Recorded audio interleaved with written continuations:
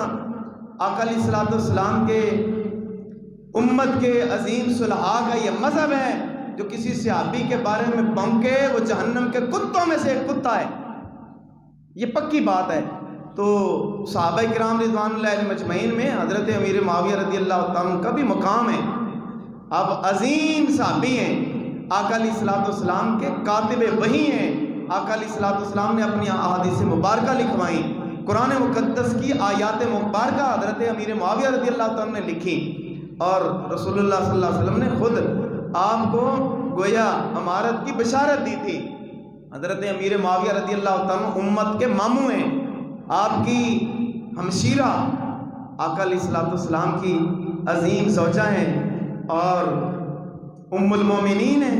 یہ کیسے کہا جا سکتا ہے کہ حضرت امیر معاویہ رضی اللہ تعالیٰ، میں نے پہلے ایک حدیث پاک سنائی، رسول اکرم صلی اللہ علیہ وسلم نے ارشاد فرمایا، حدیث قدسی ہے، من عاد لی ولیا فقد آذنتہ بالحرب، جو میرے کسی ولی کے بارے میں عداوت رکھے میں اس سے اعلان جنگ کرتا ہوں۔ رب کائنات ارشاد فرماتا ہے، تو جو کسی ولی کے بارے میں یہ شائبہ اختیار کرے عداوت کا، تو وہ مارا جاتا ہے۔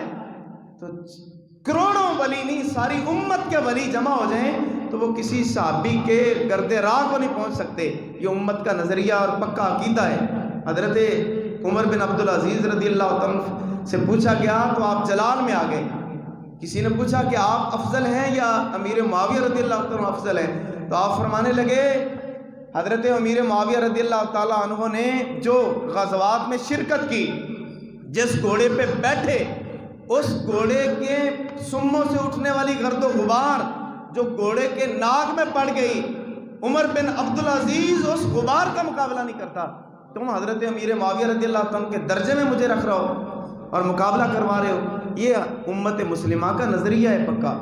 تو 22 رجب المرجب شریف کو کنڈوں کا ختم دلوانے میں حرج نہیں ہے، لیکن حرج تب ہے جب شرائط غلط رکھ دی جائیں، اصال ثواب ہو، نیاز ہو، اور اس کے اندر جمیع صحابہ کرام رضوان اللہ علیہم اجمعین کی بارگاہ میں وہ ذکر خیر ہو، تمام صحابہ کرام رضوان اللہ علیہم اجمعین کا، حضرت امام جعفر صادق رضی اللہ عنہ کا عظیم تذکرہ ہو، تو کیا ہی بات ہے۔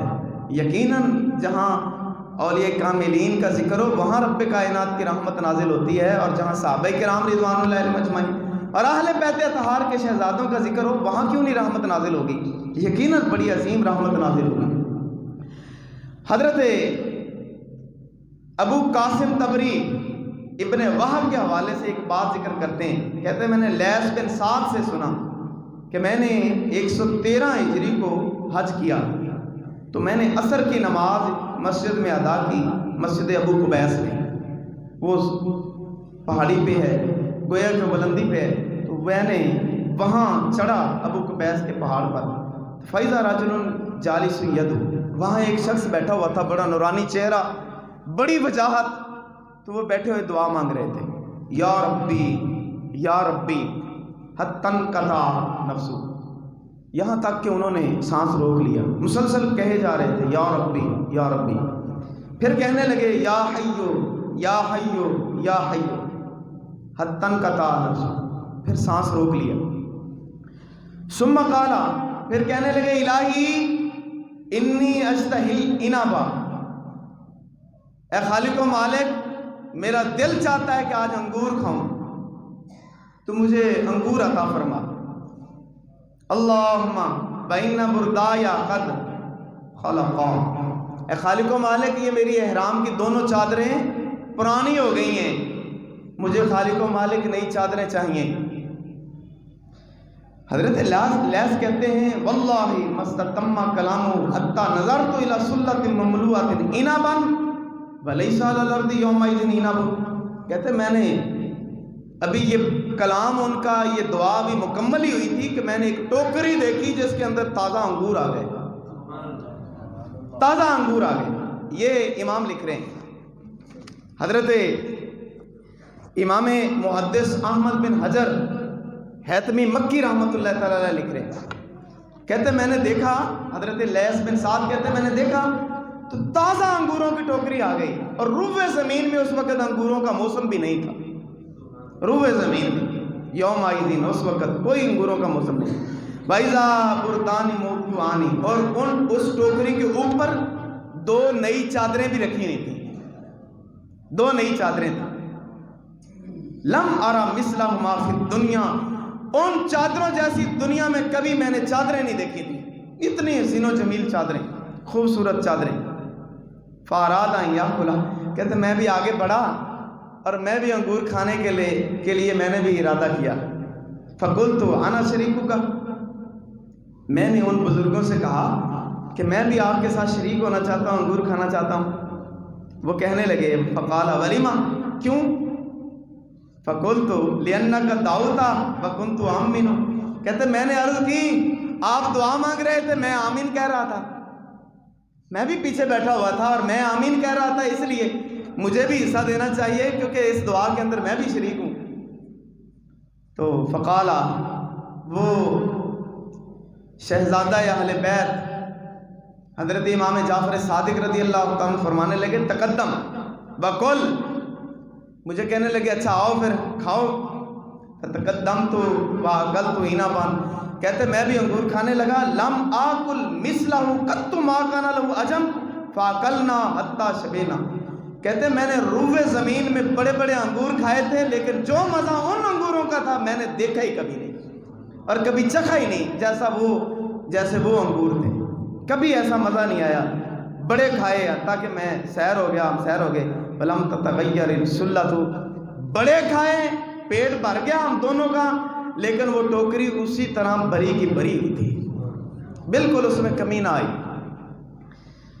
اور مجھے کہنے لگے لا تدخر ولا تخبا من شیئا، اس میں سے کچھ اٹھا کے سنبھال نہ لینا، ذخیرہ اندوزی کی اجازت نہیں ہے، کہیں ذخیرہ کر لینا، ذخیرہ نہ کرنا ایسا.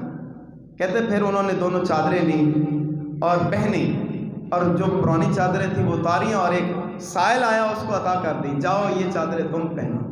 کتنی خوش نصیبی ہوگی اس کی کہ اہل بیت اطہار کے عظیم شہزادے کے جسم سے لگی ہوئی چادریں کسی خوش نصیب کو مل گئیں.